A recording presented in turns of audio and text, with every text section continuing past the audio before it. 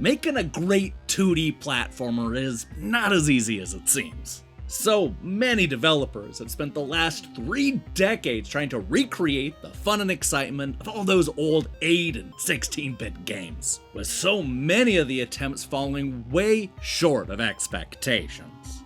That's one of the reasons why I'm so excited to talk about Spinch, the trippy new game from the makers of Onion Force. Not only does it have a psychedelic look that's all its own, but this little throwback also manages to get just about every aspect of the genre right. Guys, I think it's fair to say that Spinch is a great 2D platformer.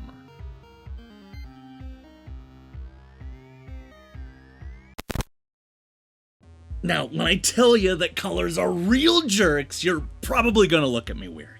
Well, that's because you don't know that all those bright and vibrant colors you see out in the world are actually a living, breathing species made up of mostly water and photons. The more important thing you need to know is that because these colors have an insatiable hunger, they have evolved into one of nature's deadliest predators, feasting on the delicious flesh of the Spinch children.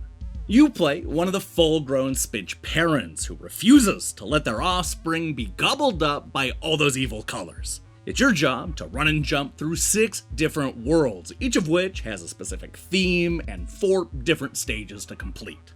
The goal is to collect all the Spinch offspring and then use them in the fight against the big bad bosses standing in your way. If you can do all of this, then maybe your children will grow up in a world where there isn't the constant fear of being swallowed up whole by a floating face. Unfortunately, the adult Spinch is not exactly known for having a lot of abilities.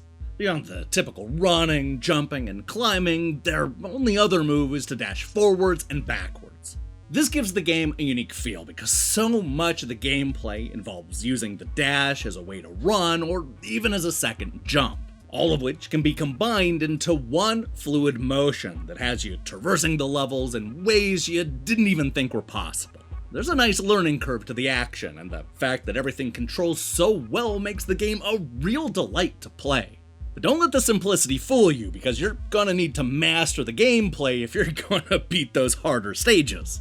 Every world has its own set of enemies and obstacles, and let me tell you, this game is tough!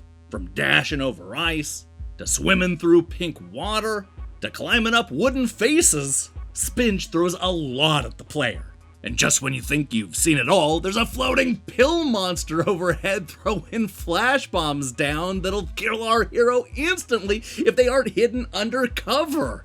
Every single level is bursting with personality. And I absolutely love how much variety they throw at us from one moment to the next. You know, this is a game that manages to get all the elements right, even the little stuff. A good example of this is the checkpointing, which always seems like it's the perfect distance away. I suppose it also helps the levels themselves aren't especially long, so it never feels like there's a whole lot of filler. That's one of the reasons why I like that the worlds only have a handful of levels to complete. So many platformers fall in love with the worlds that they've created that they just want to keep you in them as long as possible. But this game is all about getting you in and out before the backgrounds grow stale. I love that. Now, on the other hand, the one thing I don't love are the bosses. This is one of those games where the bosses are all kind of the same. I mean, they all have different attacks and will use the world's obstacles against you, but they really aren't all that memorable. This is kind of surprising considering just how unforgettable the rest of the visuals are. Every one of these bosses can be defeated in the exact same way, which is another aspect of the fight that just didn't work for me. I like the idea of using your captured kids against the boss, but these battles are the only part of the game that actually feels repetitive. Thankfully, you'll completely forget about the disappointing boss fights the moment you jump into the next stage. Man, I can't believe we're at the end of the review and I've barely even mentioned the incredible art design. This is a world brought to life by the award-winning cartoonist Jesse Jacobs, who somehow manages to make every single stage stand out. It's a psychedelic fever dream that is bursting with color and constantly changing. I couldn't wait to see where the game would take me next. which is not something I often say about 2D platformers. Look, you've probably played a lot of games like Spinch before, but I guarantee you've never played one of them that looks like this.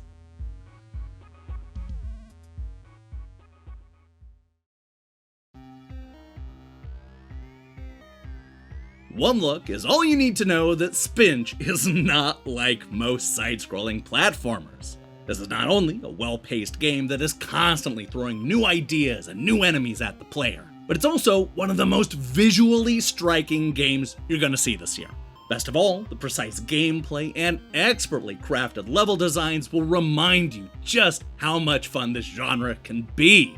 In a world filled with good platformers, Spinch is one of the greats.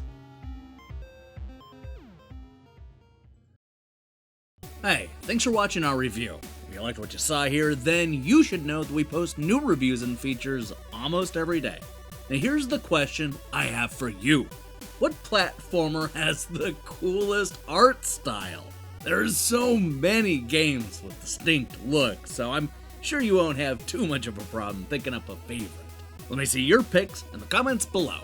In other news, we'll be back tomorrow to celebrate the PlayStation's 25th anniversary with a brand new quiz, followed later in the week with a review of Inertial Drift. If that sounds good to you, then I strongly recommend you click that subscribe button and support what we're doing here.